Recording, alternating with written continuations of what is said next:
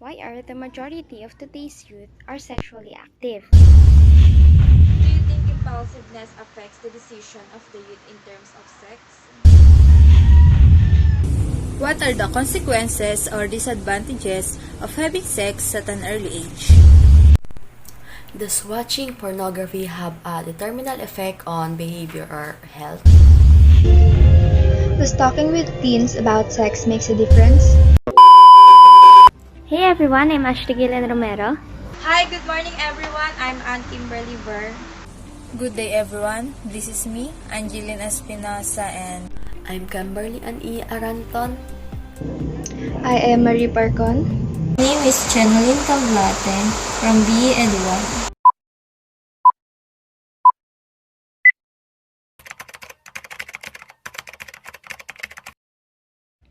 Why are the majority of today's youth are sexually active?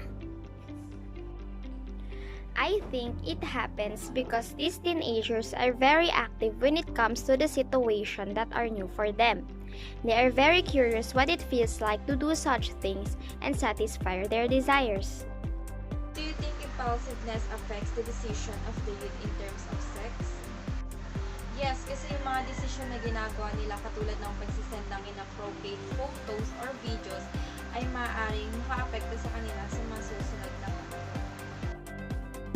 what are the consequences or disadvantages of having sex at an early age? Sex is something that depends on the individual who are going to experience it. There is no perfect time to have sex. As soon as one feels they are ready to take two steps forward or towards using their virginity, it is the right time for them. Age might be different for everyone. Some people might be ready to experience sex at an early age of their adulthood, while others might take the time to reach that phase. The disadvantages of having sex as a teenager, first is the lack of knowledge. A teenager has much less knowledge about everything than someone who is older. This lack of knowledge might have an adverse effect on the sex life of a teenager. Careless sex. Teenagers might not be careful about things unlike an elder person. If this carelessness extends to their sex life, then it might cause serious problem in their life. Sexually transmitted disease. If the carelessness of a teenager's life extends to their sex life, then it might become the root of many serious problems, including sexually transmitted diseases. Teenage pregnancy. Another problem that might arise from careless sex in teenage life is teenage pregnancy. This is completely uncalled for, as a teenager can never have the maturity to raise children and take care of them. Everyone can choose to have sex at their preferred age, but no matter the age, they should be ready for it themselves. But teenagers should take care not to be careless about sex and act responsibly no matter what. They should also take care that they do not get mistreated at the cost of sex. Does watching pornography have a detrimental effect on behavior or health? Yes, watching pornography has an effect on one's mental pattern as well as one's inner private self.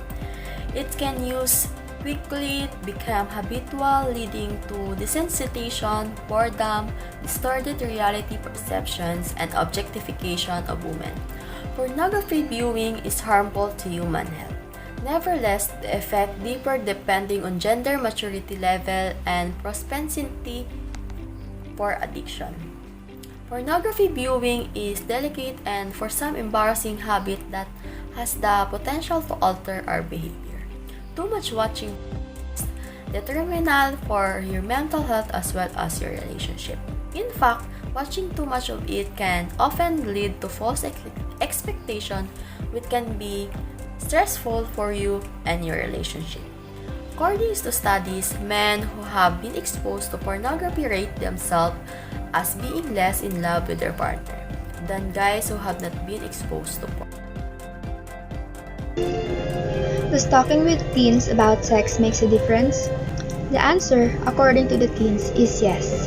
In national surveys performed by the National Campaign to Prevent Teen and Unplanned Pregnancy, teen says that their parents have more influence in their sex decisions than their friends, siblings, or the media.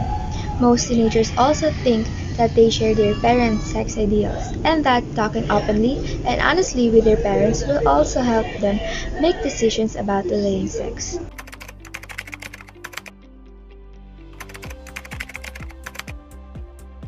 In my opinion, if teenagers can prevent being sexually active, I think they should learn how to use protection because in that way, they can prevent pregnancy and the occurrence of diseases. Guys, always keep in mind that think before you click, and especially wag na wag kayong papayag na hihingan or magsasend kayo ng inappropriate photos or videos, especially to your loved ones. Hindi kailanman magiging basihan ang pagsasend ng mga ganong bagay kung totoong mahal ka o nire-respeto ka ng isang tao. Remember, respect ang dapat ang priority sa isang relationship. How to prevent this issue? You must remember that education is still important in our lives. We must also choose our friendship. Above all, let us listen and follow the counsel or command of our parents. Let us know the consequences so that we will not regret it later. According to the doctor, sex education for teenagers can help prevent further increase in the number of teenage pregnancies as well as cases of sexually transmitted infection.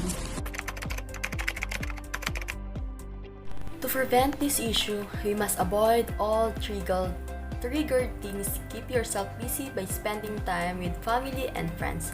Or maybe you may watch other movie to make you fun. Sign up for more outdoor campaigns or other activities that will keep you away from pornography. And train yourself to change because it is for your own good. According to several studies, teens who report discussing sex with their parents are more likely to postpone having sex. Parents should be aware that the following crucial parts of communication can have an impact on teen sexual behavior. What has been mentioned, the way it is said, how frequently it is mentioned, and how much their parents make them feel cared for and understood.